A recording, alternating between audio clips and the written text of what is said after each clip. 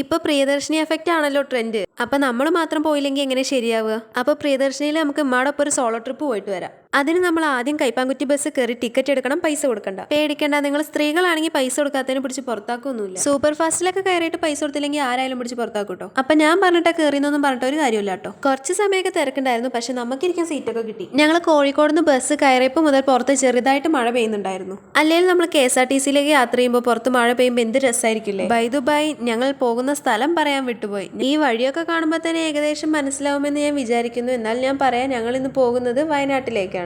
നമ്മൾ യാത്ര ചെയ്യുമ്പോൾ ടൗൺ പ്രദേശങ്ങൾ കഴിയുമ്പോൾ തന്നെ, അതായത് ഒരു പച്ചപ്പ് കാണുമ്പോൾ തന്നെ നമുക്ക് ചെറുതായിട്ട് തണുക്കാനൊക്കെ തുടങ്ങും. അങ്ങനെ വയനാടിന്റെ ഓരോ ചുരങ്ങൾ കയറുമ്പോഴും നമുക്ക് അതിമനോഹരമായ കാഴ്ചയാണ് താഴേക്ക് നോക്കിയാൽ കാണുക. സീസൺ ടൈം ആയതുകൊണ്ടാണെന്ന് അറിയില്ല, ചുരത്തിൽ അത്യാവശ്യത്തിനൊക്കെ തിരക്കുണ്ടായിരുന്നു കേട്ടോ. വയനാട് ചുരം കയറുമ്പോൾ ചെറിയ മഴയും തണുപ്പും കോടയും പച്ചപ്പും ഒക്കെ കാണുമ്പോൾ തന്നെ നമുക്ക് പ്രത്യേക ഒരു ഫീലാണ് കിട്ടുന്നത്. നിങ്ങൾ പോകുന്നത് മഴയില്ലാത്ത സമയത്താണെങ്കിൽ വിനോദസഞ്ചാരികളുടെ നിന്ന് ഫുഡൊക്കെ വാങ്ങിക്കഴിക്കുന്ന കുരങ്ങന്മാരെയൊക്കെ കാണാൻ പറ്റും. അങ്ങനെ പകുതി ചുരമൊക്കെ കഴിയുമ്പോൾ നമ്മൾക്ക് കാണുന്ന കാഴ്ച ഇതുപോലെ ആയിരിക്കും. കോടമഞ്ഞുകൊണ്ട് അങ്ങോട്ട് മൂടിയിട്ടുണ്ടാവും. മലമുകളിൽ മഴ പെയ്തിട്ടുണ്ടോ എന്ന് അറിയാനുള്ള ഒരു എളുപ്പ വഴിയാണ് ഈ പാറകൾക്കൂടെ ചെറിയ നീരുറവകൾ വരുന്നുണ്ടോ നോക്കിയാൽ മതി. വണ്ടി ഓരോ വളവ് കയറുന്നതിനനുസരിച്ച് നമുക്ക് അതിമനോഹരമായിട്ടുള്ള കാഴ്ചയാണ് കാണാൻ സാധിക്കുന്നത്. അവിടെ കണ്ട കാഴ്ചകൾ നമുക്ക് പറഞ്ഞറിയിക്കാൻ കഴിയില്ല, അത്രയ്ക്കും അടിപൊളിയായിരുന്നു. ചുരത്തുനിന്ന് താഴേക്ക് നോക്കുമ്പോൾ നല്ല പന്നിക്കെട്ട് പോലുള്ള മേഘങ്ങൾ കൂട്ടം കൂട്ടായിട്ട് നിൽക്കുന്നത് കാണും. അത് കാണുമ്പോൾ തന്നെ നമുക്ക് കൈക്ക് എത്തി ചാടാൻ തോന്നും. അത് കാണുമ്പോൾ നമുക്ക് ചാടണം തോന്നും, പക്ഷെ ചാടരുത്, കാരണം അത് വെറും കോടയാണ്. നമ്മൾ അതിന്റെ ഇടയ്ക്കോണ പോയി വീണ് വല്ല മലയിലും തലടിക്കും. So we went to Wayanad without paying a penny of money. So we are thankful to who make this Priyadarshini scheme.